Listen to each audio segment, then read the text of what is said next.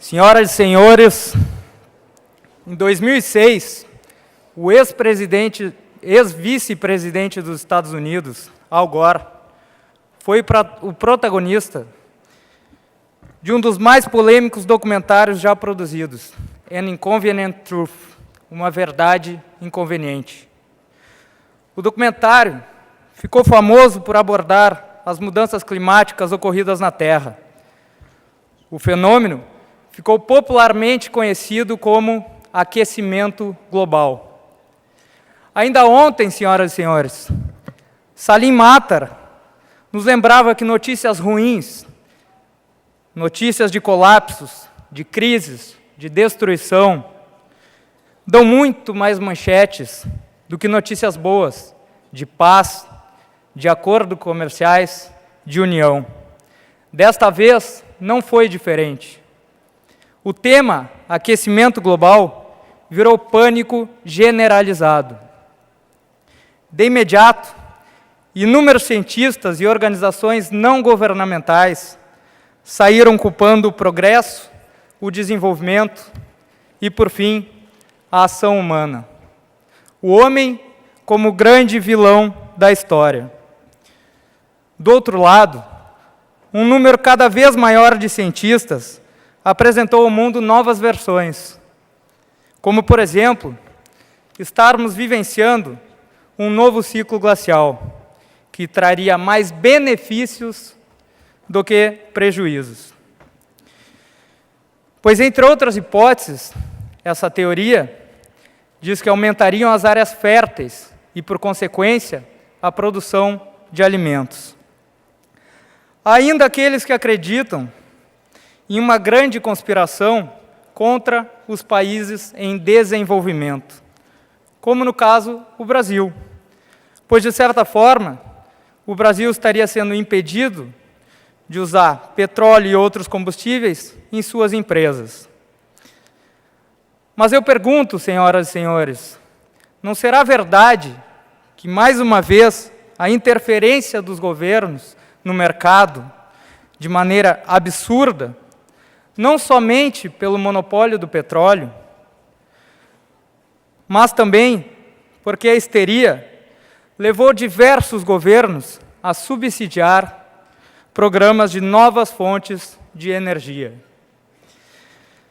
Essas novas fontes de energia, a partir de produtos agrícolas, como a soja, o milho, a cana-de-açúcar, entre outros.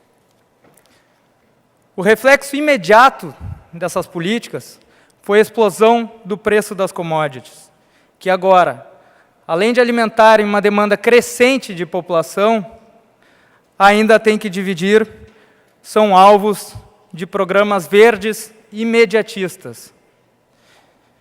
É a guerra alimento versus energia. E as consequências, senhoras e senhores? Os estoques mundiais de grãos hoje são os mais baixos dos últimos 40 anos, se falarmos em dias de consumo. Os alimentos estão subindo de preço e, por ocasião disto, podem gerar uma inflação mundial, assim como Paulo Guedes nos lembrou da inflação que a China vem vivenciando. Será, senhoras e senhores, que tudo isto não foi reflexo de uma ação governamental de subsídios? Para debater todas estas questões, o IEE tem a honra de convidar o professor Luiz Carlos Molion, doutor em meteorologia, o professor Philipp Fianscheid, do Instituto de Pesquisas na Amazônia. Professor Luiz Carlos Molion, professor Philipp, é um prazer tê-los aqui com a gente. Um bom painel a todos.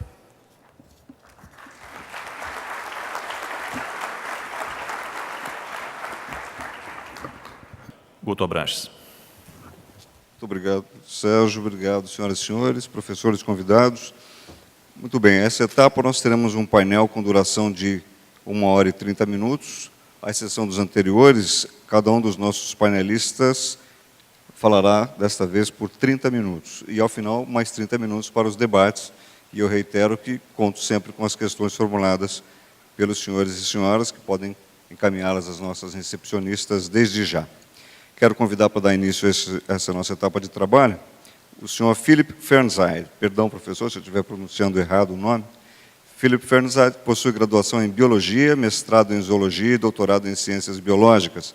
Realiza pesquisas ecológicas, incluindo a estimativa de capacidade de suporte de agroecossistemas tropicais para populações humanas e estudos sobre impactos e perspectivas de diferentes modos de desenvolvimento na Amazônia e sobre as mudanças ambientais decorrentes do desmatamento daquela região.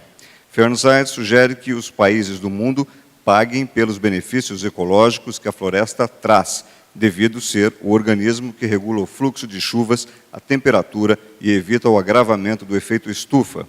Para ele, o ressarcimento material por esses benefícios produzidos pela floresta garantiria a qualidade de vida de sua população, mantendo preservada a Amazônia. O ecólogo contabiliza mais de 400 publicações, entre livros, artigos, capítulos de livros e várias apresentações em eventos, como seminários e congressos. Com a palavra, o senhor Philip Fernside, por 30 minutos.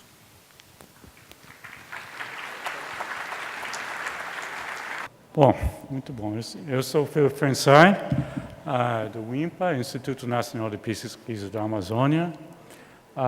Primeiro, fazer propaganda desse site aí, onde pode encontrar muito mais informação sobre aquecimento global e sobre todos os problemas com relação à Amazônia. Eu vou falar no início um pouquinho sobre a questão geral dessa sessão, a questão de se existe aquecimento global ou não, se é causado pelo homem. Realmente, o programa tinha o Luiz Carlos primeiro, né? Ele é do outro lado desse debate. E depois eu vou falar sobre a parte da Amazônia, onde também tem muitas polêmicas sobre o que poderia acontecer lá, e obviamente essa é uma das coisas mais urgentes em termos brasileiros. Deixa eu ver se eu consigo aqui. Pronto. Primeiro, todos devem ter visto esse gráfico de aumento do gás carbônico no ar, medido em cima de um vulcão em Havaí, no meio do Pacífico, desde 1958.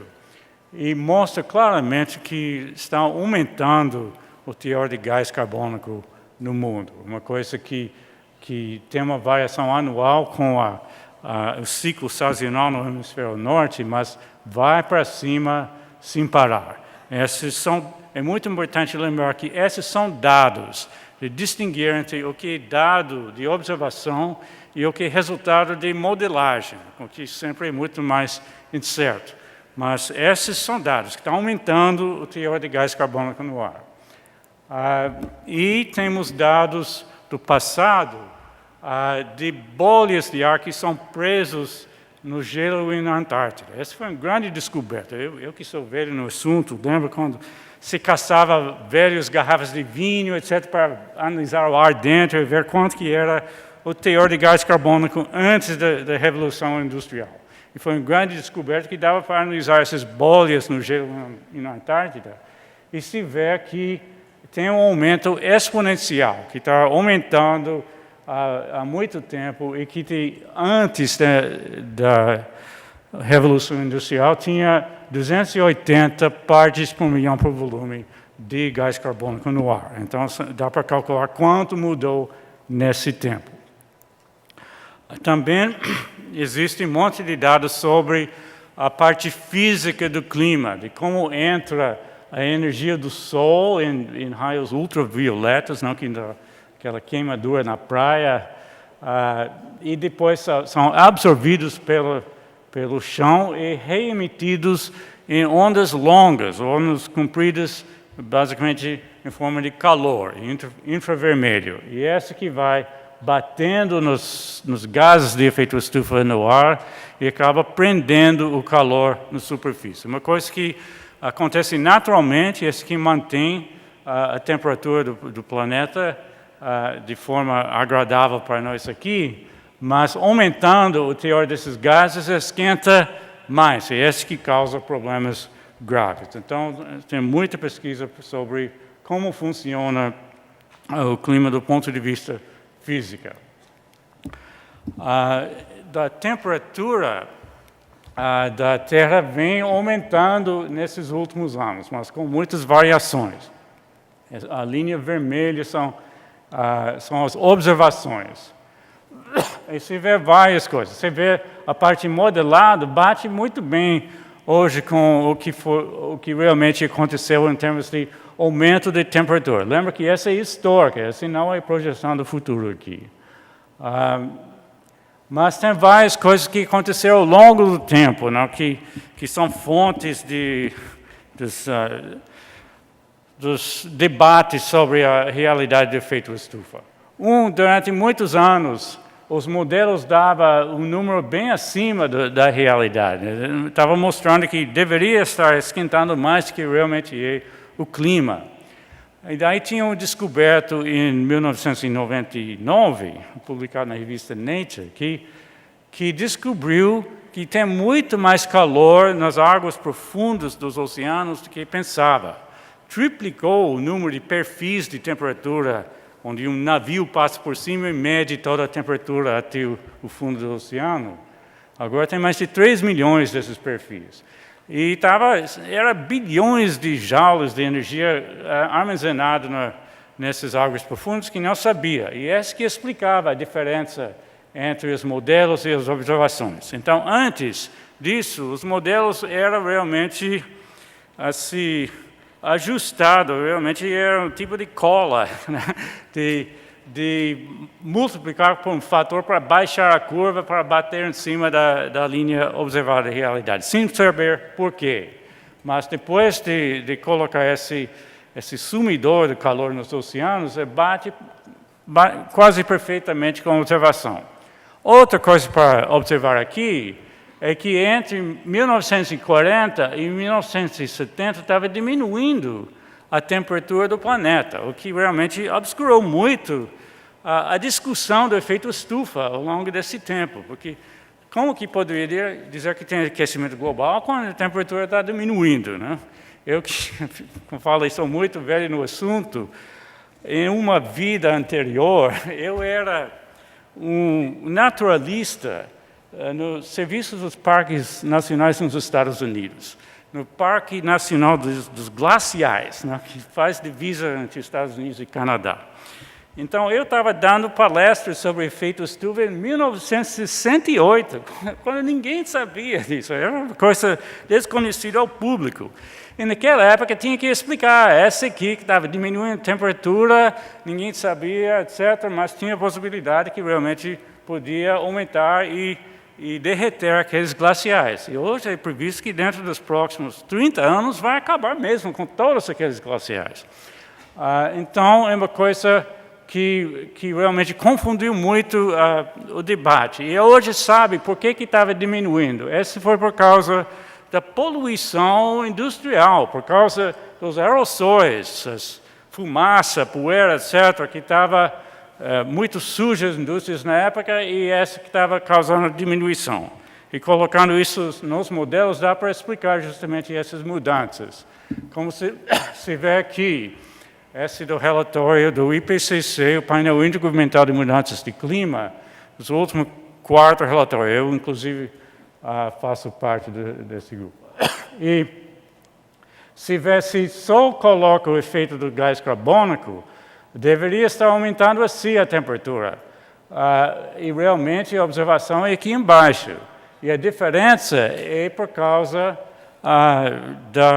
daqueles aerossóis. Essas são observações aqui, não é modelo.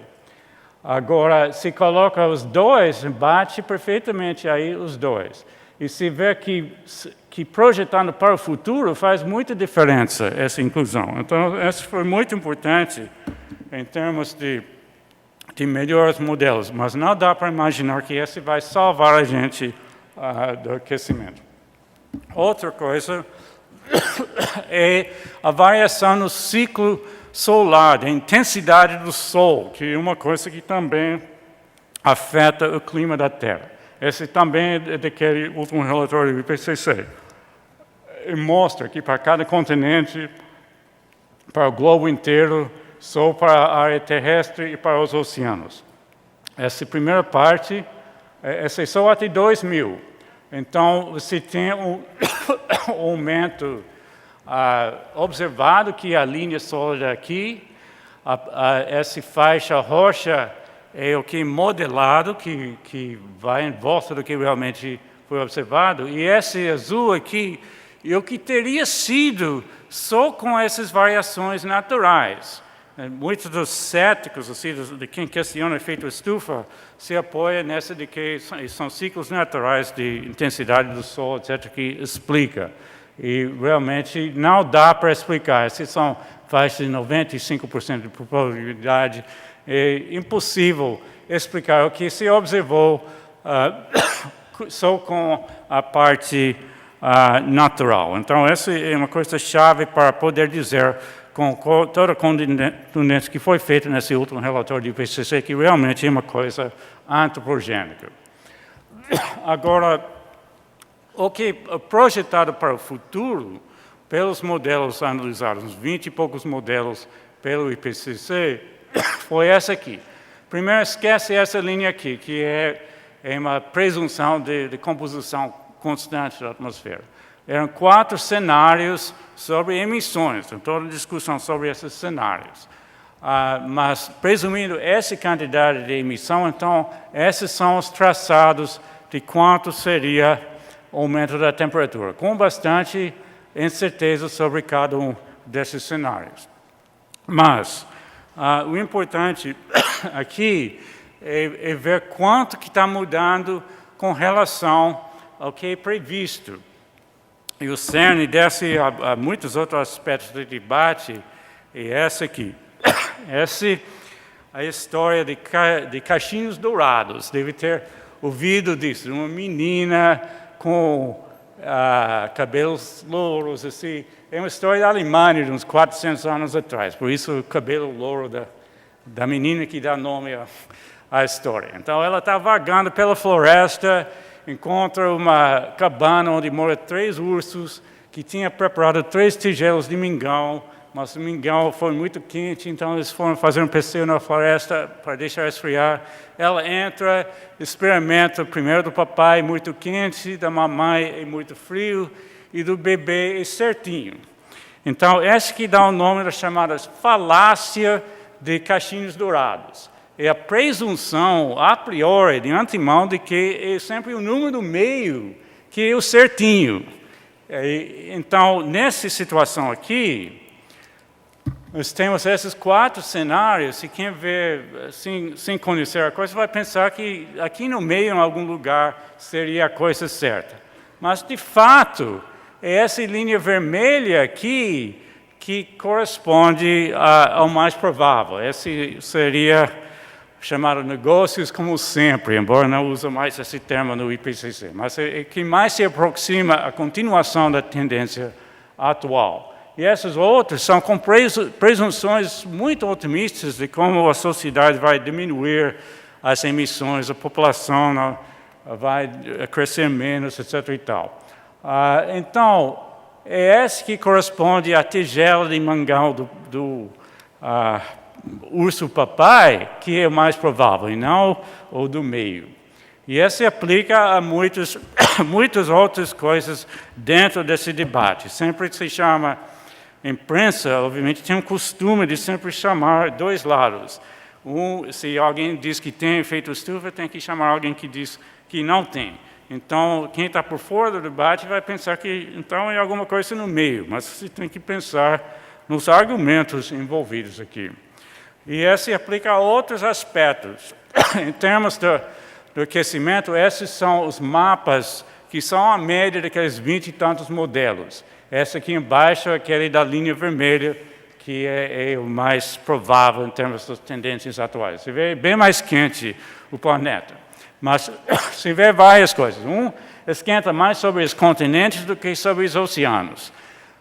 E já que o grosso da Terra é coberto de água, então aquelas médias globais são muito puxadas pelos valores menores dos oceanos. Então, o que acontece no Brasil, por exemplo, é bem mais do que aqueles outros números. Outro mostra tudo aqui mais ou menos igual em termos do aumento da temperatura, mas os modelos se vê individualmente diferente. E o problema principal é de saber até que ponto se aplica esse cenário. Esse é o modelo mais catastrófico de todos, que é o modelo do Centro Hadley da Inglaterra, que mostra a Amazônia hoje todo verdinho assim, e até os anos 2080, basicamente acaba a floresta amazônica, só por causa da mudança climática, sem considerar incêndios florestais, sem considerar desmatamento direto, só árvores morrendo de sede mesmo, com calor e seca. Então, a questão é até que ponto essa aqui que foi publicada na revista Nature no ano 2000, já estamos em 2008. Então, deve ser a primeira prioridade de saber se esse realmente é um quadro do futuro certo ou não. E até hoje não está resolvido isso. Embora tenha coisas dos dois lados desse debate. Mas é muito importante saber se mesmo como um quadro assim, impressionista, assim, aproximado, se isso é mais ou menos o futuro ou não. Mesmo se fosse em outro ano, ou só metade da floresta que morre, alguma coisa assim, de grosso modo. Agora, do lado positivo tem isso, que o modelo exagera a seca e o calor no clima de hoje na Amazônia, bastante. Então, isso implica que deveria também estar exagerando para o futuro. Mas, do outro lado, tem isso, tem uma variação muito grande entre modelos em termos de água, muito mais do que em termos de temperatura. Essa é sobre o escoamento superficial de água até os anos 2050, com vários modelos analisados pelo IPCC. Essa é aquele mais catastrófica do Centro Hadley da Inglaterra. Ver que a Amazônia é uma mancha vermelha, tudo muito mais seco. Mas não é só essa. Aqui tem esse modelo da Alemanha, também esse japonês aqui, esse canadense também mostra, tem outro dos Estados Unidos, do NCAR, que também mostra isso. Tem um modelo aqui da Austrália que não mostra nenhuma mudança na Amazônia, e tem esse do Laboratório de Dinâmica Geofísica de Fluidos nos Estados Unidos, que mostra um aumento da chuva na Amazônia. Agora, você tem assim, um grande leque de diferentes resultados, embora a maioria mostre algum tipo de ressecamento. Essa aqui, que está totalmente por fora, em termos da Amazônia, é útil para outras coisas. É muito usado para ver o que acontece com os calotes polares, etc. Cada modelo tem a sua utilidade. Mas é muito importante entrar nisso para ver as diferenças. E o que tem novamente, esses são dados aqui, esse não é modelo. Essas são as temperaturas do Oceano Pacífico, da superfície do Oceano Pacífico. Esse que é o gatilho que dá o fenômeno El Niño. El Niño é muito dominante no clima na Amazônia, e cada vez que esquenta a água no Pacífico, nós temos uma seca na Amazônia com incêndios florestais, etc. Aqui, por exemplo, 2003, quando morreram 40 mil pessoas na Europa na onda de calor, e também tinha incêndios em Roraima, no Brasil. Esse grande aí é 97, 98, quando tinha o grande incêndio de Roraima. Todo mundo lembra. Por nosso cálculo, era entre 11 e 13 mil quilômetros quadrados de floresta que queimou naquele ano. Essa aí é 82. 82 foi o grande El Niño que matou mais de 200 mil pessoas na Etiópia e áreas vizinhas. Lembra que tinha todos os cantores cantando para arrecadar dinheiro, etc., para as vítimas, mas foi apresentado como um ato de Deus, não foi seu carro que fez aquelas pessoas morrer na televisão, não foi seu desmatamento, simplesmente aconteceu. Agora, na hora que é o Niño, é por causa do efeito estufa, aí é diferente, porque o efeito estufa tem culpados, dá para calcular exatamente quanto emite cada país e até cada indivíduo que vai contribuir a isso. Então, essa que muda, em termos políticos e éticos, toda a história. E se vê que tem uma correspondência bem estrita entre esses aumentos da temperatura do Pacífico e os El Niños na Amazônia. Não é uma coisa que depende de resultado de modelo. E como lembra no filme de Al Gore, ele mostra o mapa da África, como encaixa na América do Sul, e depois ele mostra a curva de gás carbônico com a temperatura que também encaixa bem. Então, é muito demais para ser uma coincidência. Mesma coisa aqui. Esse aqui é um retrato perfeito dos incêndios na Amazônia. E esse último relatório do IPCC chegou a uma conclusão muito importante, que é de que os modelos hoje concordam que a continuação do aquecimento global leva a chamadas condições tipo El Niño.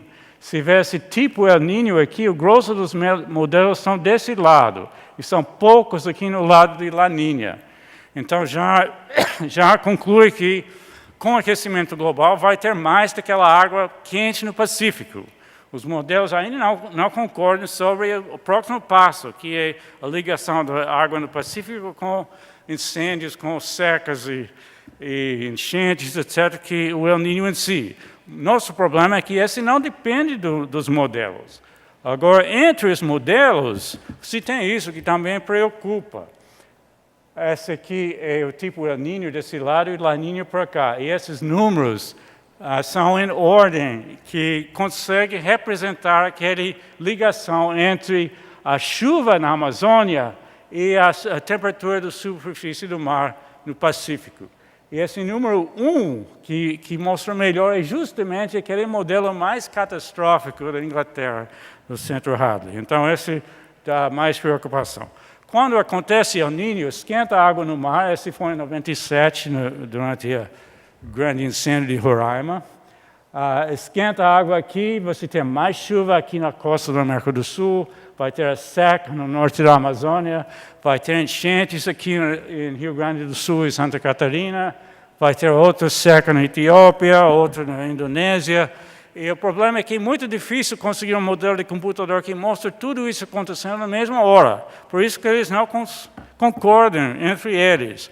Mas, do nosso ponto de vista, a única coisa que precisa é mostrar bem a ligação com a Amazônia. Não importa se está acertando para a Etiópia e outros lugares. E quando acontece, você tem incêndios como aqui. Esse foi em 2003, durante o El Niño Roraima. Foto do Reinaldo Barbosa, que trabalha comigo lá. Essas frentes de incêndio passam pela floresta, fica esquentando a casca na base de cada árvore, mata muitas árvores, que depois formam combustível para o próximo incêndio. Isso coloca o cenário para um ciclo vicioso que vai destruindo a floresta. E os modelos mostram um grande ponto quente em cima da Amazônia. Esse aqui é daquele modelo do Centro Hadley, que mostra assim, a temperatura aumentando, sobretudo ali na Amazônia. Agora, o outro aspecto, aquilo foi com o que se chama de sensitividade climática média. Se tem alta sensitividade climática, a Amazônia é uma mancha vermelha só. E essa não deve ser assustada demais com os números. Esse foi publicado em 2005 na revista Nature. Tem algumas notícias melhores depois. Mas os números assustam. Né? Esse vermelho é 14 graus. Né? Imagina um dia de 40 graus em Manaus, como se fosse 54 graus lá. Como seria? Realmente, a floresta não existe, nem a população humana. Só que esses números são muito incertos. Seria menor do que aquilo. Como falei, aquele modelo exagera nas temperaturas, mas são muito além da tolerância das árvores. Outra coisa que melhorou em termos de notícia, essa também saiu em Nature em 2006, foi uma revisão da sensitividade climática. Sensitividade climática significa quanto aumenta a temperatura média do planeta se for duplicar o teor pré-industrial do gás carbônico no ar. Lembra que antes da Revolução Industrial tinha 280 partes por milhão. Então, chegando ao dobro, 560, que seria mais ou menos no ano 2070, continuando as emissões de hoje, você ia ter um aumento X da temperatura em equilíbrio. Você pensava que era assim a chamada função de densidade de probabilidade. A coisa mais provável seria aqui, mais ou menos 3 graus. E você vê que não é simétrica. Tem muito mais probabilidade do lado de cima do que do lado de baixo. E tinha essa grande cauda de possibilidade de ter aumentos de 8, 9 graus, muito alto. Agora revisou com novos dados paleoclimáticos, etc., para diminuir esse cauda aqui. Ainda permanece no mesmo lugar o modo da curva, mas diminuiu o que define alta sensitividade e onde 95% da área embaixo dessa curva fica do lado esquerdo. Então, isso mudou aqui de 9,7 para 6,2. Mas ainda assim é muito alto. É muito importante lembrar de que, em termos de tomada de decisão, esses números altos são muito importantes, porque essa é uma probabilidade de uma coisa que seria catastrófica. Talvez o exemplo melhor seria a queda do prédio Palace 2, no Rio de Janeiro, em 98. Se você mora naquele prédio, seria uma catástrofe da coisa cair. E se alguém fosse perguntar para um engenheiro qual a probabilidade do meu prédio ruir e cair para baixo, e ele responde, provavelmente ele vai continuar em pé. Você vai ficar satisfeito? Você tem 50% de chance de ficar em pé e talvez 50% de chance de cair no chão. Não, quem mora no prédio tem que ter uma segurança muito maior. Mesma coisa aqui, se responde que é 3 graus que vai aumentar duplicando o CO2, você está com 50% de chance só de segurança. E você precisa de uma coisa bem maior que implica em tomar muito mais cautela. E isso afeta também a chuva. A Amazônia mostrada ser muito mais seca por aquele modelo e com uma ligação muito estreita entre o aumento da temperatura, essa é a faixa esperada nesse próximo século, e a diminuição da chuva na Amazônia. Lembra que esse é modelo, de novo, é daquele modelo do Centro Halley. Mais aquecimento, menos chuva na Amazônia. Então, esse vai junto, porque quando a temperatura aumenta, cada árvore precisa de mais água só para sobreviver. Então, você tem uma interação entre os dois. E o que aumenta é o comprimento da época seca. Essa que realmente ultrapassa os limites das árvores e matam. E essas zonas vão migrando para dentro da Amazônia, tornando as áreas próprias para savanas e não para florestas. E quando tem El Niño, que seria mais frequente com o aquecimento global, é essa parte norte da Amazônia que é mais afetada. Lembra que tem também outro tipo de seca, como aconteceu em 2005, quando era a parte sul da Amazônia que ficou quente por causa do aquecimento no Oceano Atlântico, coisa que também se espera acontecer com mais frequência com aquecimento global. Os dois têm impactos muito graves na floresta. Agora, nós temos muitos dados de como isso afeta a floresta. Aqui ao norte de Manaus, uns 80 quilômetros ao norte, tem uma série de fazendas que foram assim, vendidos para grandes fazendeiros nos anos 70, e deixaram ilhas de floresta no meio das pastagens, como parte de um experimento chamado Dinâmica Biológica de Fragmentos Florestais. Lá tem mais de 60 mil árvores que são etiquetadas e seguidas para ver quando cada árvore morre, por que morreu, etc., ao longo de mais de 25 anos. E hoje é assim, aqui uma daquelas reservas, a pastagem, e você vê as árvores mortas aqui, e todo aquele céu azul, onde antes tinha árvores que já morreram e caíram. É óbvio que as árvores que estão perto da beirada da floresta ficam morrendo muito mais do que as árvores dentro da floresta. Aí você vê com os dados que tem muito mais, menos de 300 metros da beirada da floresta, tem muito mais danos às árvores e muito mais mortalidade. É justamente o mesmo tipo de situação microclimática, que é mais seca e mais quente ali do que dentro da floresta. E mais preocupante ainda são as grandes árvores que são mais afetadas. Aqui com mais 60 centímetros de diâmetro, vai ter uma grande diminuição do número de árvores, enquanto dentro da floresta está aumentando até essas árvores grandes. Tem outro experimento, esse do projeto LBA, que confirma totalmente isso. Lá perto de Santarém foi coberto 1 hectare de floresta no chão com esses painéis de plástico que vão excluindo 60% da chuva.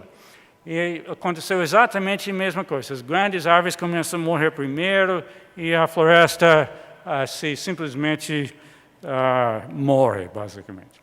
Então,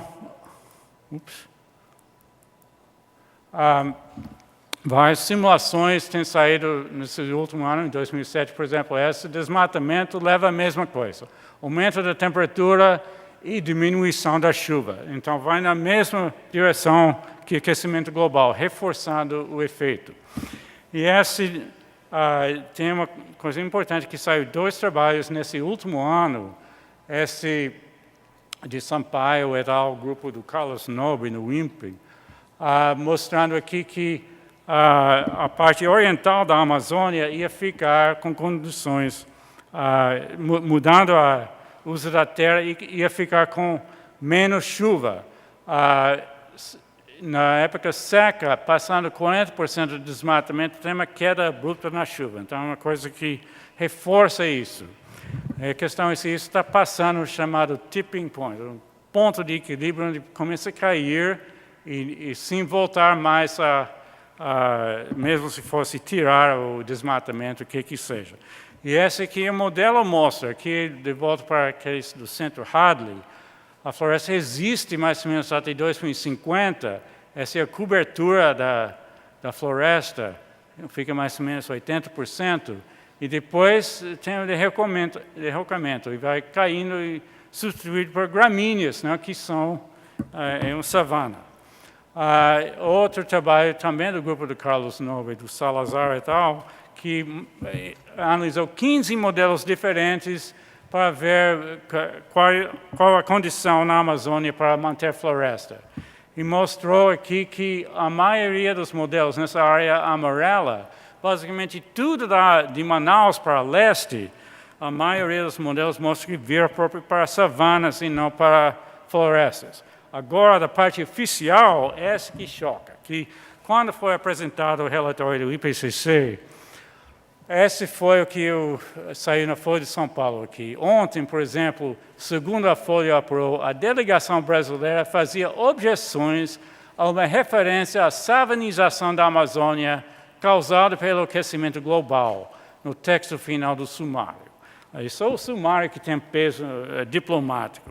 Agora, essa é muito grave, é muito parecido com a situação nos Estados Unidos, onde o presidente Bush vem tradicionalmente negando a própria existência do efeito estufa. Se você nega o problema, então não precisa tomar ações maiores para resolver o problema. Aqui está tentando negar de que tem esse perigo para a floresta virar savana. Mas isso está mencionado em 4 diferentes capítulos do relatório e conseguiu entrar no sumário para tomadores de política, dizendo que até meados dos séculos, os aumentos da temperatura e as diminuições associadas da água do solo são projetados a levar a uma substituição gradual da floresta tropical por savana na floresta amazônica oriental. Essas duas estrelas aí significa que tem por volta de 80% de probabilidade de ser caso. Agora, isso é uma coisa que depende de uma decisão humana, essa que é importante. Uma publicação em Climatic Change com a primeira versão daquele modelo do Centro Hadley, mostrando que sem nenhuma mitigação do efeito estufa tem uma explosão de mortalidade de vegetação a partir de 2050. O grosso é aquele grande mancha vermelha da Amazônia, não é mundial, mas é dominado por essa. Se for segurar o teor de gás carbônico em 750 partes por milhão, então segue essa aqui, mais ou menos um século depois que acontece a catástrofe. Se segura em 550, então segue essa aqui. Mas essa é talvez otimista em termos desses números para quanto é um teor. Aqui uma análise também publicada em Climatic Change, que mostra que com 550 partes por milhão de gás carbônico, ainda tem 75% de risco de passar 2 graus Celsius de aumento da temperatura média em cima do que tinha antes da Revolução Industrial. Se for segurar em 475, cai para 50%, e se segura em 400, dá para manter em 20%. Esse mais ou menos o limite para manter a floresta amazônica. Então, é muito no interesse do Brasil para segurar a temperatura embaixo desses níveis. E esse importante, voltando para esse gráfico, se vê esses diferentes cenários com muitas diferenças em termos de quantidade de gás emitido, mas leva uns 30 anos aqui antes de ter uma separação entre essas linhas. Quer dizer, tomando ação agora, só daqui a uns 30 anos que vai haver efeitos sobre a temperatura. Então, se não age agora, igual se você está controlando um grande navio, você vira timão e leva 1 quilômetro para fazer a curva. Não é uma coisa que acontece na hora. Lembra que, no caso do Titanic, o pessoal viu o iceberg na frente e não conseguiu se desviar. É o mesmo tipo de coisa aqui. Você vê uma coisa acontecendo em 2050, se espera até 2030 para fazer alguma coisa, você não vai se desviar. Então, tem que tomar as ações agora. Mas, infelizmente, a posição diplomática brasileira é essa, que são contra qualquer metas para o gás carbônico. Isso entrando em Bali em dezembro do ano passado. Então, é muito importante, ao meu ponto de vista, de mudar essa posição, endossar 2 graus ou menos como o limite e assumir metas para isso. E o que tem de grande valor é essa, a floresta amazônica, que é um grande estoque de carbono, entre outras fontes de serviços ambientais, como o ciclo de água e biodiversidade. Então, é esse papel que tem que entrar na economia para ser remunerado, e o progresso até hoje é lento, mas pelo menos está começando. Obrigado.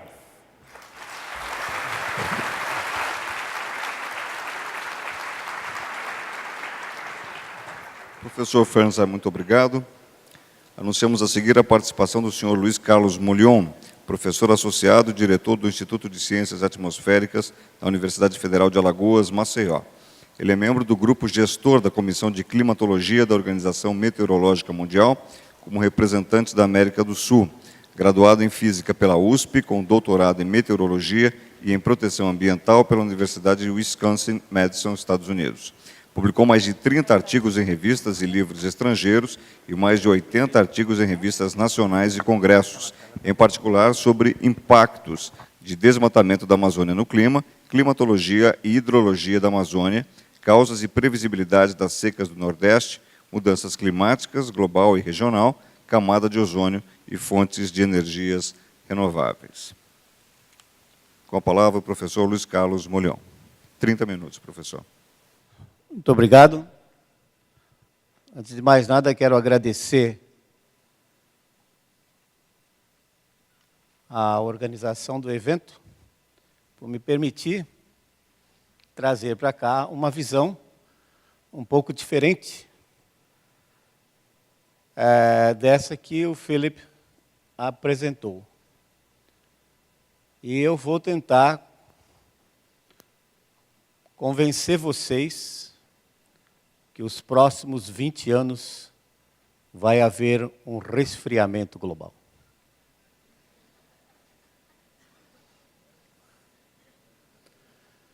O sumário executivo do IPCC, Painel Intergovernamental de Mudanças Climáticas, usa expressões estranhas para falar de um assunto muito sério.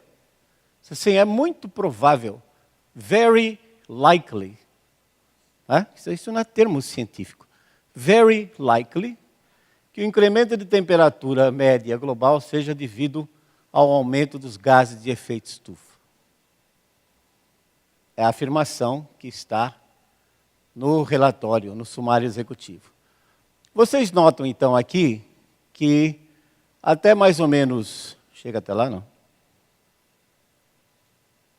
Acho que não chega. até mais ou menos 1920, a temperatura permaneceu mais ou menos estável, frio, nada de 0,3 graus abaixo do que está hoje. Depois de 1925 até 1946, houve um aumento de praticamente 0,4 graus na temperatura. Esse aumento é muito estranho. Por quê? No término da Segunda Guerra, o homem lançava cerca de 6% do carbono que lança hoje na atmosfera. Então, como explicar que esse aumento tenha sido devido às atividades humanas? É impossível, deve ter causas naturais. Curiosamente, depois da Segunda Guerra, quando a economia começou a se desenvolver, o consumo de petróleo, de energia foi maior, houve um resfriamento global entre 1947 e 1976. Esse resfriamento, embora o CO2 estivesse aumentando, e nós sabemos que a absorção do gás é logarítmica, quer dizer, quando aumenta um pouquinho a concentração, o aumento de absorção é muito grande, depois ele vai diminuindo. No entanto, com esse aumento de CO2 logo depois da Segunda Guerra Mundial, nós tivemos uma redução da temperatura. E, finalmente, o atual aquecimento, que diz que esse está sendo causado pelo homem. Vamos analisar cada um desses. Só lembrar que naquela mesma época, entre 1925, 1920 aproximadamente, e 1940, o Ártico sofreu um aumento de mais de 4 graus na temperatura, como eu disse, sem interferência do homem. Houve degelo maior do que houve nesse ano passado, mas depois disso o Ártico se recuperou, porque houve um resfriamento, embora o CO2 continuasse a aumentar. Quem será o grande culpado da variação climática? Esse, o Sol. Incrível, né? 98,9% da energia que chega no planeta é usada para todos os processos. Vem do Sol. Notem que o Sol apresenta uma variabilidade muito grande na sua atividade. Vejam, por exemplo, esses flares, essas fáculas, como chamadas, tochas, enormes, né? Que se formam algumas milhares de vezes maior do que a Terra. E note que o Sol não é um astro puro, como a igreja queria durante o período da Inquisição, e que levou à condenação de Galileu. Porque Galileu tinha observado que o Sol tinha manchas. Mas a igreja dizia que o Sol era um astro puro. Então, o resultado, por sua insistência, Galileu foi convidado ou condenado a ser churrasquinho, virar churrasquinho em praça pública. Na época também existiam aqueles arranjos de lá para cá, e ele acabou sendo condenado à prisão perpétua em casa, o que, obviamente, ele gostou muito, porque aí ele vivia às custas do governo e não precisava se preocupar com a sua comida. Então, o Sol tem manchas. Notem, nos últimos 300 anos de observação, isso são dados do Observatório de Zurique, se vê que cada pico desses é um pico do ciclo de 11 anos. O Sol sai, então, com muito poucas manchas, praticamente 0 manchas, atinge um máximo em 4 anos e depois decai em 7 anos. E notem que, superimposto a esses picos de 11 anos, existem picos, ou mínimos, né, a cada mais ou menos 90 anos, em que o número de manchas máximos não atinge mais do que 50, 70 manchas. Tivemos uma no início do século XIX, uma agora no início do século XX, e, very likely, teremos uma nova agora, nesses próximos 22 anos. A partir de agora, nos próximos 2 ciclos de 11 anos, o Sol vai estar menos ativo. E isso tem implicações no nosso clima, porque vocês percebam que foi exatamente naquele período do início do século XX que o Sol atingiu seu máximo de atividade, coincide com aquele aquecimento que nós vimos antes de o homem colocar mais carbono na atmosfera. Outra coisa que interfere com o clima do mundo são vulcões. Os vulcões são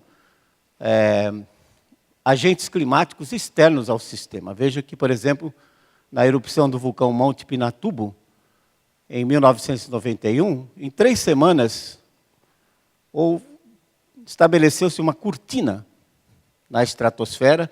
Essa cortina aumenta a refletividade do planeta, rejeita mais radiação de volta para o espaço e a temperatura do planeta diminui, nesse caso, com relação ao Pinatubo, da ordem de 0,5 grau. Mas note que, curiosamente, aqui nós temos 2 tirinhas em que se tem 400 anos de história de erupções vulcânicas. Note exatamente neste período, entre 1920 e aproximadamente 1956, praticamente não houve nenhuma grande erupção vulcânica, o que fez com que a atmosfera ficasse mais transparente. Associando a maior transparência da atmosfera com a maior atividade solar dos últimos 300 anos, eu cheguei à conclusão que aquele aquecimento, very likely, é devido ao aumento da atividade solar e ao aumento da transmissividade atmosférica e não a intensificação do efeito estufa. E o do período de 77 a 98, que foi que causou toda essa histeria global? Certamente, uma das coisas é que esse aquecimento não foi verificado em todas as partes do mundo. Por exemplo, nos Estados Unidos, com 120 anos, uma série de dados, Estados Unidos continental, vocês observam que as temperaturas mais altas foram exatamente nos anos 30. De lá para cá, as temperaturas decresceram, e agora em 98, devido ao forte El Niño, como o Felipe mencionou, tivemos um pico de temperatura, mas de 98 em diante, nenhuma temperatura ultrapassou, de tal forma que, vejam onde é que chegam as coisas. O Dr. James Hansen, que é o líder do Goddard Institute for Space Studies, o Instituto Goddard para Estudos Espaciais, tinha publicado que 98 tinha sido o ano mais quente. Depois de muita pressão, em agosto do ano passado, voltou atrás e finalmente concordou que 1934 tinha sido o ano mais aquecido nos Estados Unidos e, obviamente, deixou 98 em segundo lugar. Mas dos 10 anos mais quentes, 21, 31, 53, 38, 39, são anos que foram muito quentes, em que a atividade humana de emissão de carbono para a atmosfera era muito baixa. Além disso, existem grandes problemas com as estações, os termômetros de superfície. Por exemplo, mudança na localidade da estação é um problema sério. A estação, quando muito, ela representa um raio de 150 metros em torno dela. Tirou ela dali, colocou ela para o outro lado, pronto, aquela série de temperatura morreu e temos que começar uma nova. O efeito da urbanização, chamado efeito de ilha de calor. Nas cidades chove, a água escorre, então não tem mais água para evaporar. Na natureza, a maior parte do calor vai para a evaporação, que refrigera a superfície. Não tendo água para evaporar, sobra mais calor do sol para aquecer o ar. Portanto, nas cidades, nós temos temperaturas maiores do que nas vizinhanças rurais. 2, 4, 5 graus a mais, conforme os estudos têm indicado. Ora, Nós tínhamos cerca de 14 mil termômetros espalhados no mundo na década de 60. Hoje estão reduzidos a 2 mil. E os que foram fechados, abandonados, são exatamente os que estão em área de difícil acesso. Por exemplo, a Rússia fechou um monte de estações. A Sibéria é reconhecidamente uma região fria. Portanto, agora a contribuição dos termômetros, entre aspas, que mediam temperaturas baixas, para essa série, diminuiu.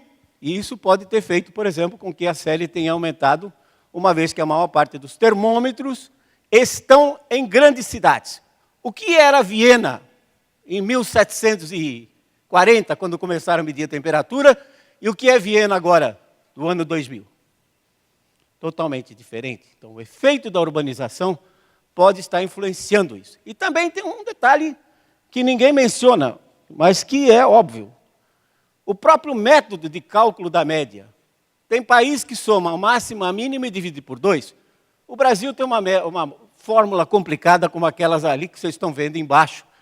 Então, até no que se refere à maneira de calcular, essa série é questionável. Então, esse aquecimento de 77 e 98, ele é questionável e pode ter ocorrido, em parte, devido ao efeito de urbanização, e, em parte, como nós vamos ver, devido ao aquecimento do Oceano Pacífico e da frequência maior de El Niños que ocorreu no período de 77 a 98. Outra pérola do IPCC, a concentração de CO2 em 2005 ultrapassou o limite natural, que seria de 180 e 300 ppm, nos últimos 650 mil anos. Primeiro eu vou dizer o que é um ppm. Um ppm, uma parte por milhão, é 1 mililitro de gás em 1 metro cúbico de ar. Para vocês terem uma ideia, vocês peguem 350 ppm, peguem uma latinha de Coca-Cola, encha d'água e jogue dentro de uma caixa de 1000 litros para ver o efeito que ela faz. Tá? Só para vocês terem uma ideia do que é 1 ppm. 650 mil anos. Precisa ser muito macho para realmente fazer uma afirmação desse tipo. Muito. Vamos ver. O Philip já mostrou que a curva de Mauna Loa cresceu de 315 para 379 ppm nesses últimos 50 anos. Esse crescimento está sendo atribuído ao homem. Mas, quem vê isso aí, pensa assim, poxa, o homem nunca se preocupou em medir CO2 antes? Climatologistas, não. Mas fisiologistas vegetais sempre tiveram o interesse de saber quanto uma planta consome. Então, existem medidas de CO2, já desde o século XIX, que mostram claramente que a concentração de CO2 passou dos 400 ppm durante vários períodos, exatamente nos períodos em que a temperatura aumenta, ou seja, a temperatura aumenta e o CO2 vai atrás. Vejam aí, naquele período que houve aquele aumento de temperatura, entre 1925 e 1946, notem, aqui está a média atual. Vejam que vários desses pesquisadores, 3 deles prêmio Nobel, embora depois do prêmio Nobel dado ao Al Gore fica meio difícil crer, né, nessa instituição, mas 3 desses aí têm prêmio Nobel de Química e mostra claramente que as concentrações ultrapassaram os 400 ppm durante décadas passadas. O Felipe mencionou Saipol. Esse aqui é muito mais bonito, Vostok. É uma estação russa, na Antártica, com uma capa de gelo de 3.600 metros de espessura. Então a ideia era simples, brilhante. Faz-se, aqui no canto direito, já que esse negócio aqui não funciona, tem um outro aí que funciona, não? Pega uma broca oca, faz a perfuração, vai furando, tira os cilindros de gelo e depois analisa o gelo e vocês percebem que tem umas bolinhas dentro do gelo. Se vocês olharem o cubinho de gelo da sua geladeira hoje, quando forem tomar um whisky, presta atenção que vocês vão ver que tem umas bolinhas lá. Agora eu tenho que ter 3 mãos para isso. Bueno. Então, extrai-se essas bolinhas e analisa a composição química. Depois, por um outro método, faz a datação do tempo. E o resultado está aí, essa curva, por Petit e outros. A curva de cima é do CO2, a de baixo é da temperatura. Do CO2 a escala está à esquerda e a da temperatura está à direita. O Al Gore usou extensivamente essa figura. E aqui, nesse fórum, muito bem organizado, meus parabéns, mas deviam ter me proporcionado uma grua também, para que eu pudesse ir subindo e apontar para vocês onde vai parar a temperatura do mundo com o aumento. Ridículo. Vejam bem. Na curva de baixo, vocês têm temperatura. Eu passei a linha do zero, pontilhada em vermelho horizontal. Notem. Agora tem que trocar de mão aqui. Deixa eu ver se... opa, esse é melhor. Notem, esses picos são os interglaciais.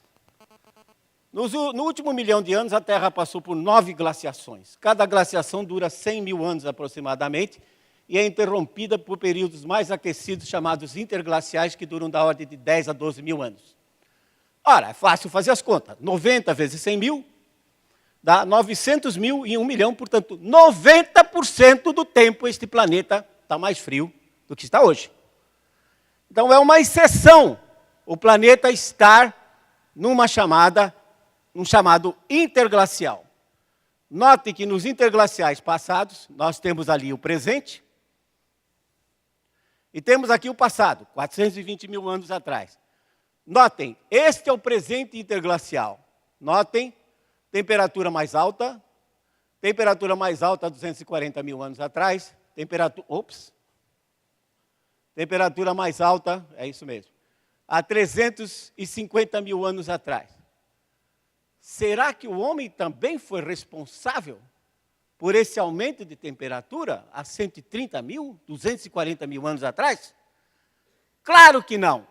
Isso é uma variabilidade natural do sistema. E onde é que estava o CO2? Não passou de 300 ppm. E hoje nós temos 380. Então, por que as temperaturas de hoje não são mais elevadas do que no passado? 2 respostas. Uma é que, na realidade, o CO2 não tem nada a ver com a temperatura. Na realidade, o CO2 sobe depois que a temperatura aumentou. A outra é a técnica que pode ser questionável. É uma técnica brilhante, mas não serve para nada. Inútil.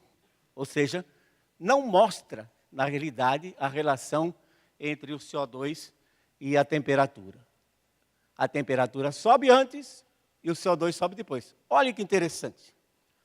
Os últimos 10 anos, aumento de temperatura, o pico, em 98, devido ao El Niño, e de lá para cá a temperatura foi mais baixa. E a concentração de CO2 continua subindo. Se o CO2 fosse responsável pela temperatura, certamente a temperatura deveria continuar subindo. Mas vocês viram o inverno passado que vocês tiveram. E se esse CO2, o aquecimento, continuar desse jeito, nós vamos morrer todos congelados. Finalmente, o IPCC diz que é provável, aí é menorzinho ainda, likely, que o aumento de temperatura média global para o dobro do CO2 esteja entre 2 e 4,5 graus. E é pouco provável, very unlikely, que seja inferior a 1,5. E aí vai uma catástrofe enorme de aumento de furacões, tempestades, o nível médio do mar subir de 20% a 60%. Isso é uma catástrofe, né? 60% da população mundial vive ao nível do mar.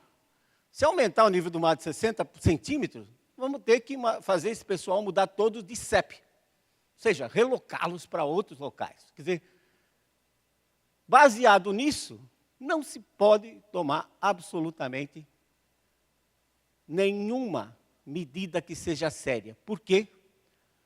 Porque essas projeções, que não são previsões, são projeções, com cenários hipotéticos que podem não se realizar, são feitas com modelos que, por sua vez, são modelos muito rudes, muito experimentais, e que não se prestam à previsão. Falham ao reproduzir as estruturas do clima. Por quê? Porque eles não rodam com dados reais. O que o Felipe mostrou para vocês é uma farsa, uma maneira de se fazer as coisas. Por exemplo, eu rodo o modelo agora, aumento o CO2 e rodo o modelo com CO2 dobrado. Depois eu faço a diferença de temperatura entre uma rodada e a outra. Eu não mostro a temperatura real, eu mostro a diferença. Esse que é o grande lance, é mostrar a diferença. Porque a diferença entre 10 milhões e 9 milhões é 1 milhão. E a diferença de 10 para 1 é 1. Então, a diferença não diz nada de aonde absolutamente a temperatura vai. Os modelos pecam, por exemplo, com relação a nuvens. A resolução espacial de modelos é da ordem de 100 a 250 quilômetros. Todos os processos físicos inferiores a isso têm que ser parametrizados. O que é parametrização? É criar uma equaçãozinha que represente, por exemplo, o crescimento de nuvem. Isso depende do pesquisador. E se o cara não tiver com aquela equaçãozinha representando bem o processo, o que vai acontecer? O processo está errado. Então, modelos, por exemplo, não sabem fazer isso. Uma grande nuvem tipo cumulonimbus, ela literalmente curto-circuita o efeito estufa. Ela é como um tubo que pega calor aqui embaixo, joga lá em cima, e como lá em cima o efeito estufa é fraco porque falta vapor d'água, o principal gás de efeito estufa, de lá o calor é perdido por espaço. Então essas nuvens crescem, à medida que a água vai condensando, vai liberando calor, e o calor de 4, 5, 6, 8 quilômetros escapa para o espaço exterior. Veja essa figurinha que eu fiz para vocês, que mostra que durante esse período que o Pacífico esteve quente, de 77 a 98, nós temos aqui um buraco, uma chaminé, por onde o sistema Terra-atmosfera estava perdendo radiação para o espaço e assim controlando a temperatura. Os modelos não sabem fazer isso. Professor Molhon, 3 minutos, por favor. Então vou precisar de mais uns 2, pelo menos. Oceanos. Tem grandes problemas. Temperaturas prescritas. E aqui acho que é muito importante para deixar essa mensagem. Depois eu prometo que fica um pouco mais para as discussões. Nós percebemos nos últimos anos, nos últimos 10 anos, que o Pacífico passa por uma oscilação chamada oscilação decadal do Pacífico, em que esfria nos trópicos durante um certo período, 20, 30 anos, e depois aquece. Vejam o que ocorreu entre 1925 e 46, aqueceu. Entre 47 e 76 o Pacífico esfriou. Entre 77 e 98 o Pacífico novamente aqueceu. Notem agora a semelhança que existe. Aumentou a temperatura, Pacífico quente. Esfriou, Pacífico frio. Aumentou a temperatura, o Pacífico quente. Isso é coincidência? Não sei. Mas é muita coincidência. Notem, nesse mesmo período, a revista Time Magazine, em 1945, a Terra estava derretendo, em 77 estávamos indo para uma nova era glacial, e agora, de novo, a Terra está derretendo. Vejam a coincidência. Obviamente,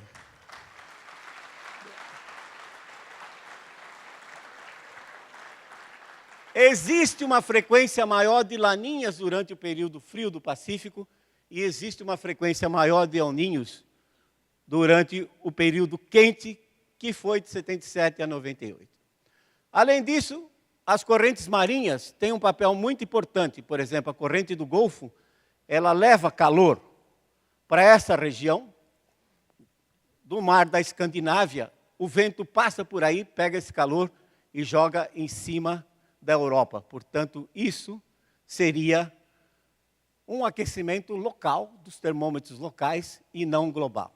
Enfim, modelos, na realidade, precisam de um certo ajustes. Quer dizer, chama de ajuste, mas na realidade você tortura o modelo até ele confessar o que ele na realidade não sabe fazer.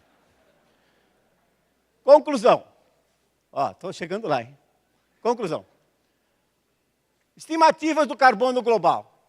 Fluxos naturais, 200 bilhões de toneladas por ano. Né?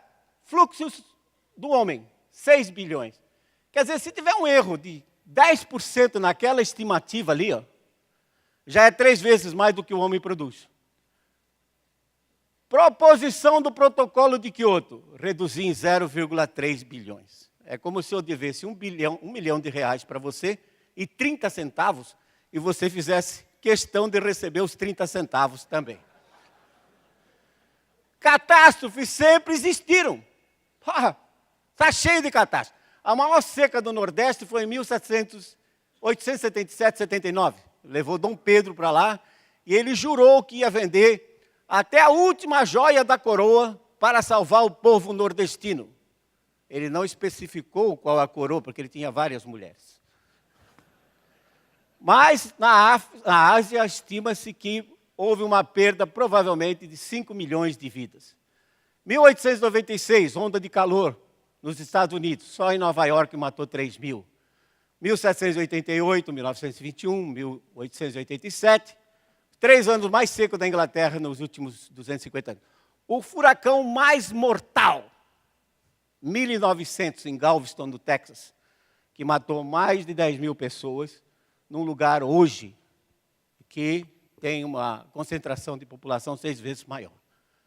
Não confundir fenomenologia com vulnerabilidade. Quando a população aumenta, a sociedade se torna mais vulnerável para a mesma intensidade do fenômeno. E agora? Vai aquecer ou vai esfriar? Dados indicam que o Sol vai estar produzindo menos energia nesses próximos 22 anos. O Pacífico já entrou em 99 numa fase fria. Olha aqui, esse slide mostra que a situação de 99 e 2006 é semelhante à fase fria anterior. E o que vai ocorrer com o Brasil? No Brasil, nós temos uma correlação inversa. Quando o Pacífico está frio, chove mais no leste da Amazônia, mas em compensação chove muito menos no sul e sudeste. Nós verificamos, então, o período de 47 a 76 e percebemos que realmente esta região, que inclui o Rio Grande do Sul, o sudeste brasileiro e essa parte do Alto do Paraguai, deve chover menos, ou choveu menos, durante a fase fria anterior, de 47 a 76. Vamos lá? Vários impactos. E essa região aqui, que é considerada a região de expansão da soja, ou seja, oeste do Maranhão, sul do Maranhão, sudeste da Amazônia, parece ser a região que é mais afetada. Portanto, quem tiver investimentos aí em grandes plantações de soja, tome cuidado, porque nesses próximos 20 anos, é provável que com a redução de chuva local, acho que parou de funcionar também. E vejo aqui o nosso inverno do ano passado, em que as temperaturas estiveram, pelo menos em média, 3 graus abaixo do normal, julho e agosto de 2007. Mas note que a região tropical, a temperatura aumenta no inverno por conta que a atmosfera fica mais seca, entra mais radiação solar, tem mais nuvens, menos nuvens, entra mais radiação solar e com isso há um aumento na temperatura. Para terminar, está aí um cartunzinho dos 2 tubarões conversando-se na atual taxa de aumento do nível do mar. nós vamos ter que esperar talvez uns 5 anos para ir lá e comer aquele rapaz lá que está lá. E a pergunta que fica é, se não existe evidências, se não existe comprovação científica que esse aquecimento global é produzido pelo homem, a quem interessa esse aquecimento global? Será que é realmente o que foi falado? Por exemplo, países desenvolvidos não quererem que países emergentes como Brasil, Índia, China se desenvolvam? Porque se não tiver energia, não tem milagre, não tem como se desenvolver. Será que não são os próprios cientistas que realmente puxam isso? Nos Estados Unidos, há 10 anos atrás, eram 600 milhões de dólares para pesquisa em clima. Hoje são 4 bi. Será que isso não faz diferença? E quem é contra? Será que não fica quieto com medo de retaliações? Ou perder emprego? Eu não me preocupo, sou funcionário público federal, concursado, professor de universidade.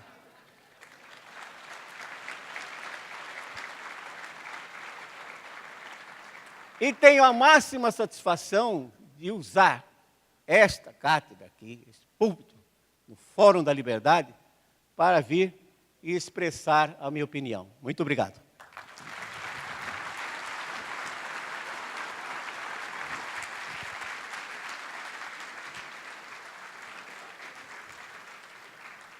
Professor Molhon, igualmente, muito obrigado pela sua participação inicial. Vou passar imediatamente ao período de debates, que, já adianto, foi reduzido em 10 minutos. Temos, portanto...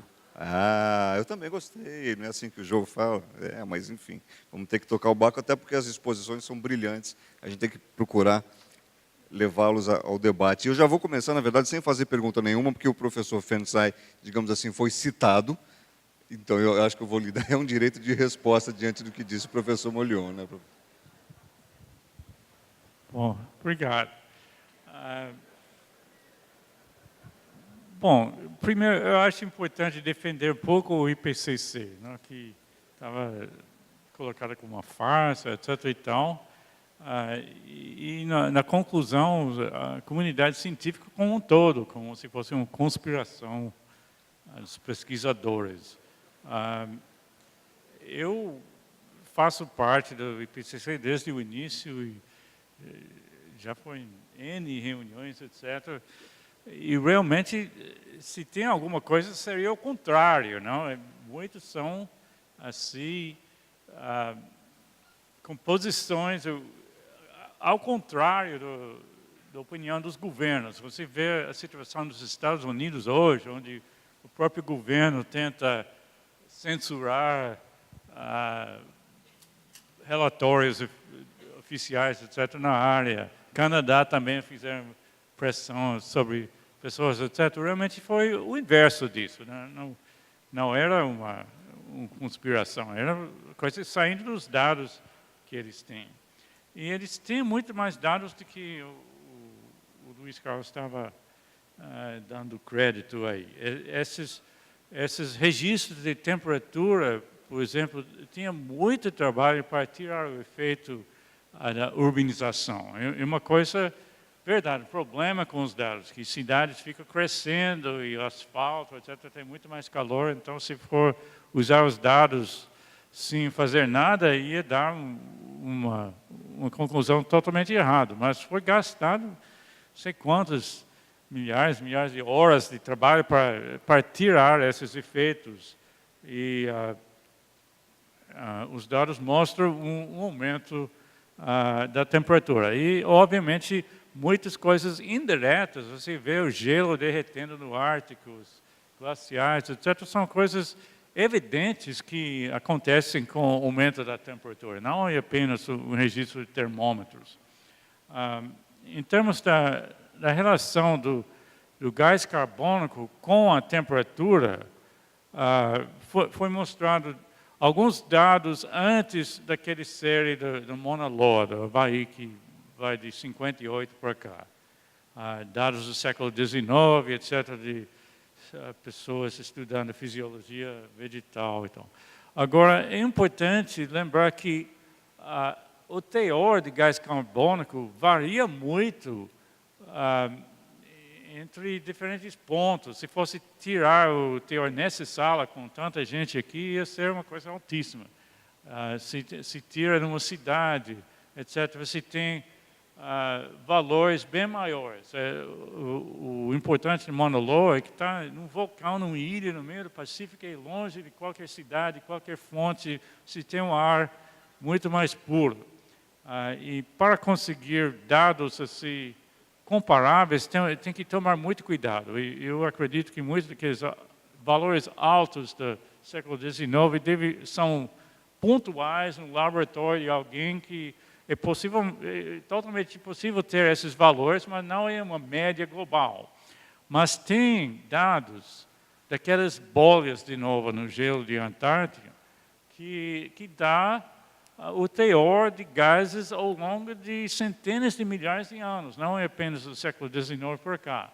E outros que são indicadores de temperatura. Então, dá para ter uma correlação entre o CO2 e a temperatura que é muito estreito, mostra que tem alguma coisa. Agora, o Luiz Carlos colocou que a temperatura aumenta primeiro, então é aquecimento que está causando o aumento do CO2.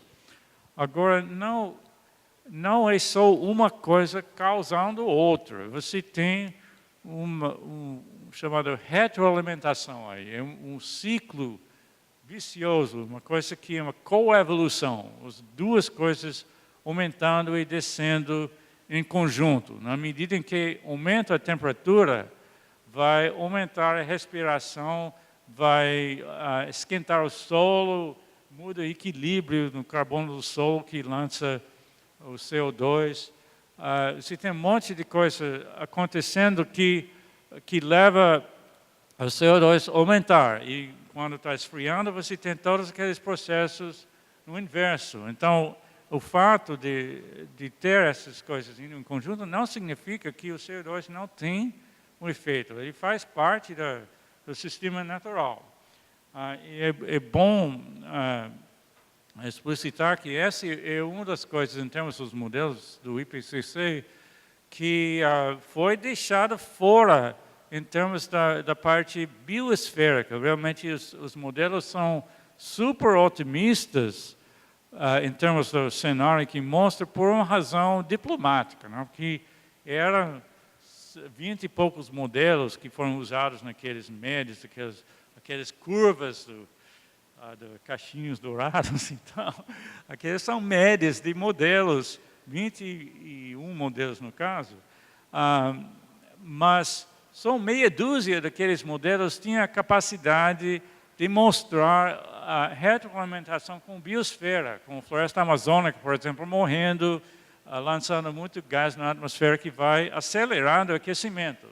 Então, para fazer a coisa diplomaticamente aceitável, que cada país tem o seu modelo, quer que seja incluído, etc., eles basicamente desligaram aquelas partes dos modelos que tinham essa interação com a biosfera.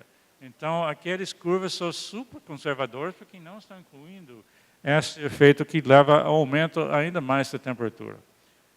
Agora, finalmente falou também da escala dos modelos que seriam questionáveis por causa das nuvens, etc. É verdade que as nuvens são o ponto mais fraco da modelagem de clima.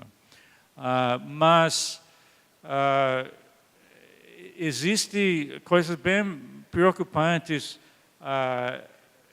com modelos mais detalhados. O grosso dos modelos climáticos, como o Luiz Carlos falou, tem uns 300 quilômetros de lados quadríneos que dividem a Terra para fazer a simulação, para caber dentro dos computadores disponíveis.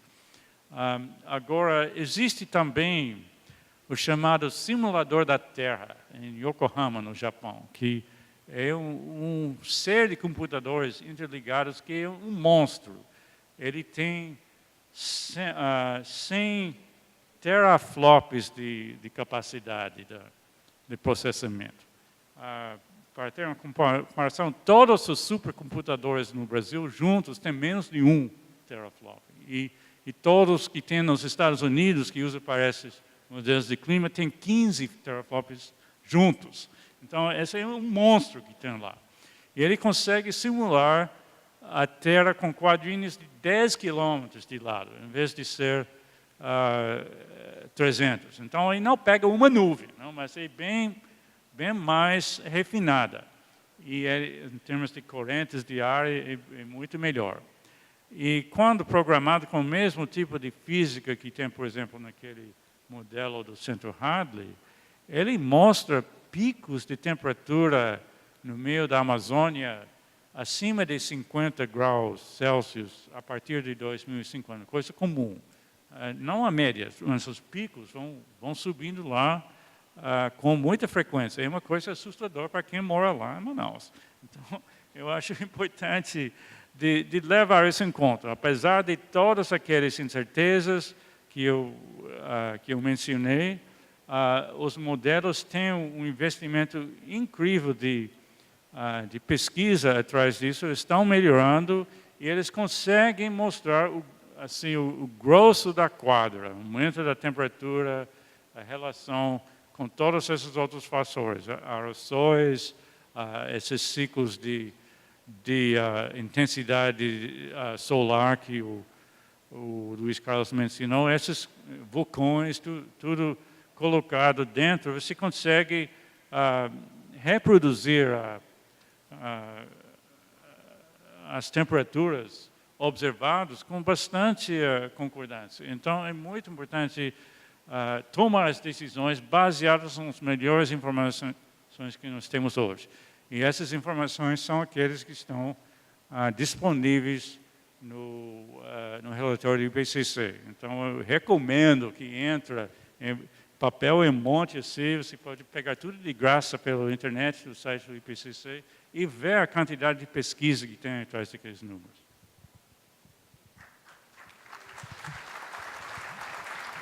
Eu vou passar a palavra ao professor Molion, só queria fazer aos senhores desde já um convite feito pela Paula, ela não mandou o sobrenome, mas ela diz o seguinte: gostaria de saber se os dois topam se encontrar aqui novamente em 15 ou 20 anos para saber quem tem razão. Eu sei que o senhor vai responder ao professor Fenzaide, e lhe passo a palavra colocando a seguinte questão que veio do Fábio: qual o motivo de haver pessoas que pensam o oposto do senhor? Pura ignorância, má interpretação dos fatos ou há algo mais como interesses ocultos? Bom, eu vou deixar uma procuração, caso eu não esteja vivo, para daqui a 15, 20 anos. Eu quero dizer primeiro que o vapor d'água é o principal gás de efeito estufa. De longe, é o principal gás de efeito estufa. E hoje, na saturação que está o CO2, quer dizer, a quantidade de CO2 que existe na atmosfera já absorve tudo o que ele tem direito. Um aumento, dobrando o CO2, haveria um aumento de 0,12%, que, portanto, é inútil. Dizer que mal na Lua tem que ser usado como standard, né? Como vocês viram aquela curva, por quê? Se vocês notaram, o Pacífico aquece, e mal na Lua está no meio daquele aquecimento. Alguns anos atrás, o professor Molion brilhantemente, tá? Proferiu aí, criou o efeito da cerveja choca. Quem venceu o efeito da cerveja choca? No momento que você pega uma cerveja geladinha, o garçom abre, você já está contribuindo para o aquecimento global, porque está liberando CO2. Coloca num copo e você percebe um monte de bolinhas saindo. À medida que o líquido se aquece e a cerveja não é tomada, de repente você olha, não tem mais bolinhas. O que foi que aconteceu? Nós sabemos isso do dia a dia. O líquido, ao aquecer, expulsa o CO2 que estava em solução. Ora, coloquem isso num planeta que tem 71% de oceanos. E coloque mal na Lua numa região em que sofre essas variações de temperatura. Vai me dizer que o aumento de CO2 de mal na Lua é devido ao fato de que o CO2 está distribuído homogeneamente? Não, é um efeito local. de aquecimento do planeta, dos oceanos, que absorve menos ou emite mais CO2. Portanto, não concordo que Mauna Loa seja usado como o local mais apropriado, standard, para medir CO2. Essa é uma coisa a ser pensada. CO2 não é vilão. É como tem aparecido na mídia. O próprio Philip mostrou um jornal de ciência mostrando CO2 não é vilão. O CO2 é um gás da vida. As plantas usam CO2, fazem fotossíntese, produzem amidos, açúcares e fibras que nós, seres heterotróficos, usamos. Comemos e sobrevivemos. Se tiver 1000 ppm de CO2, as plantas vão crescer mais. A análise que a gente fez dos climas brasileiros e de outros climas, durante o período que ficou aquecido de 77 a 98, mostra que chove mais. É um consenso. Se você tem um planeta com 71% de oceano, aumenta a temperatura, aumenta a evaporação, consequentemente, vai chover mais. Mais chuva e mais CO2, a floresta amazônica tende a crescer mais se não for destruída. Não confundam. CO2 não é poluição. Quando falam em CO2, bota aquelas chaminés pretas atrás. Aquilo, poluição, pode ser controlada tecnicamente. Nós não precisamos reduzir o nosso crescimento econômico para reduzir CO2, para reduzir o crescimento econômico.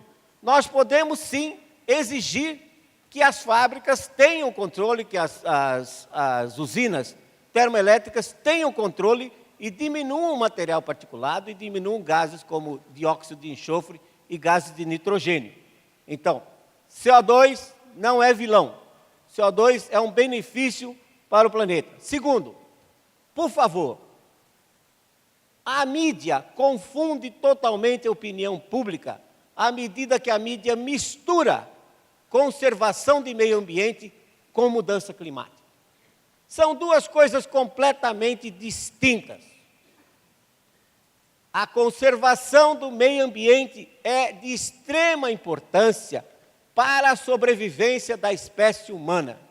Nós temos hoje 6,7 bilhões de pessoas. Daqui, no ano 2050, vamos ter 9 bilhões de pessoas. A conservação ambiental, a mudança de hábitos de consumo, conservação de água, de solos, tem que ser feita se nós quisermos que as próximas gerações sobrevivam. Aqueça ou esfrie. Para qualquer lado que for, não interessa. Conservação ambiental é totalmente distinta. E com relação aos modelos, não importa se o computador japonês tem uma velocidade de 100 teraflops, que ele faça 100 trilhões de contas por segundo. No nosso meio existe uma sigla, que é GIGO, GIGO, Garbage In, Garbage Out. Ou seja, se eu não tenho dados, eu posso ter uma resolução de até 1 centímetro no modelo, que não vai adiantar nada. Eu não vou criar, o modelo não pode criar dados. Se eu alimento o modelo com porcaria, eu não vou esperar que o resultado do outro lado seja algo brilhante. Então, era só isso que eu queria dizer. Obrigado. Eu preciso encerrar essa etapa. Eu sou o primeiro a ficar chateado, porque realmente essa conversa pode ir muito, muito longe. O nosso tempo já está encerrado. O senhor quer fazer mais um rápido comentário? Eu lhe peço que seja breve, realmente, por favor. É breve, só para esclarecer alguns dos pontos que ele levantou, que eu acho importante, né? Dizer que a estação de Mauna Loa não está representando o aumento do CO2 porque está no meio do mar, realmente não procede. O mesmo aumento se mostra com outras medidas. Tem no Polo Sul, por exemplo, outra estação que mostra a mesma coisa. Menos variação anual por causa que não tem a biosfera do hemisfério norte, mas mostra um aumento constante da mesma forma. Agora, a ideia de que poderia ter 1000 ppm do CO2, isso seria uma coisa boa, com as plantas crescendo mais. Esse realmente é verdade que planta cresce mais com mais CO2, mas os outros fatores que vêm com o aquecimento global, que seria provocado com 1000 ppm, são catastróficos. A gente está frito mesmo se tem 1000. Esse é quase o triplo de hoje, é uma coisa que levaria a gravíssimas consequências. Então, a ideia de que CO2 não é o vilão, tem que ver o conjunto de coisas que CO2 faz, não é apenas o fertilizar o crescimento de plantas, também afeta o clima através do aquecimento global. Agora, em termos de chuva na Amazônia, é verdade que no mundo como um todo vai ter mais chuva com o aquecimento global, porque os oceanos estão esquentando, então evapora mais água e você tem que cair em algum lugar. Mas não significa que cada ponto no planeta vai ter mais chuva. E o que afeta mais lá é o El Niño, que leva a secas. Então, você tem outros fatores e a inclusão nisso nos modelos que mostra o problema para a Amazônia. Em termos de conservação ambiental, obviamente, é verdade que tem que conservar independentemente da direção de mudança, mas tem uma ligação com o aquecimento global, sim, porque o Brasil tem sua maior emissão de gases com desmatamento na Amazônia. Então, conservando a floresta lá, evite a emissões. Então, para o Brasil, é uma coisa essencial em termos de diminuir o impacto. E, finalmente, esse de garbage in, garbage out, o que entra naqueles modelos não é tudo lixo, são todos os dados que nós temos hoje. Obviamente, tem que continuar melhorando os dados, mas o importante é que você sempre tem que tomar decisões baseadas nos dados que tem naquele momento. Não dá para adiar mais uma década para ter melhores dados. E os dados que temos hoje mostram-se que aquecimento global é um grave problema e tem que tomar as ações hoje. Obrigado. Professor Felipe Fernzai, professor Luiz Carlos Molion, muito obrigado. Eu aceitaria o convite da Paula. Eu acho que vocês deveriam voltar tão rápido quanto possível para a gente poder... Tomara que a gente tenha... E tomara que tudo corra para o bem. Muito obrigado aos senhores todos. Daqui a pouco voltamos com mais uma etapa dos nossos trabalhos. Até já.